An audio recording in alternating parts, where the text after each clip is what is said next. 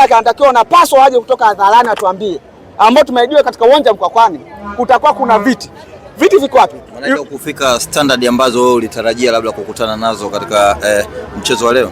Standard sio mimi tu, Watanzania wote kwa ujumla. Hii sio standard yetu ambayo tunaifahamu kabisa. Huseni, hii sio standard yetu ambayo tunaifahamu kabisa. Na hiyo tumuogope Mungu, kwa sababu hizi ni fedha za watu, ni fedha za wakubwa ambao wanatoa kwa ajili ya ukarabati. Umefanywa mara mbili baada fainali ya msimu uliopita Ngao Jamii. Uongo kweli? Ulifanya marekebisho. Baadaye tena umefanya marekebisho kwa ajili ya msimu. Miezi 6 mnatengeneza kitu kama kile kwa Watanzania. Mnawalisha nini?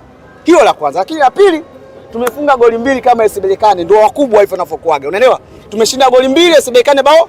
Tumefunga goli la 3 refa akakataa, na jana SC Berkane afunga goli la 3 refa amekataa.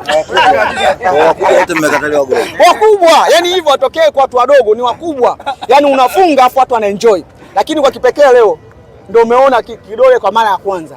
Na mimi nilikwambia Saaded, hawa JKT hawa tumekosa nafasi kipindi cha kwanza, nafasi 18 za magoli ya wazi. Yaani wewe goalkeeper au ukasema ni goalkeeper bora, kumbe nyuma ya pazia kuna kidole kimefukiwa. Sasa anatakiwa tuambie, kwa sababu ile timu ni ya jeshi na CEO wao yupo, kwa sababu mambo yote ambayo anafanya ndani ya klabu ya taasisi yoyote, mtendaji mkuu manake ni CEO.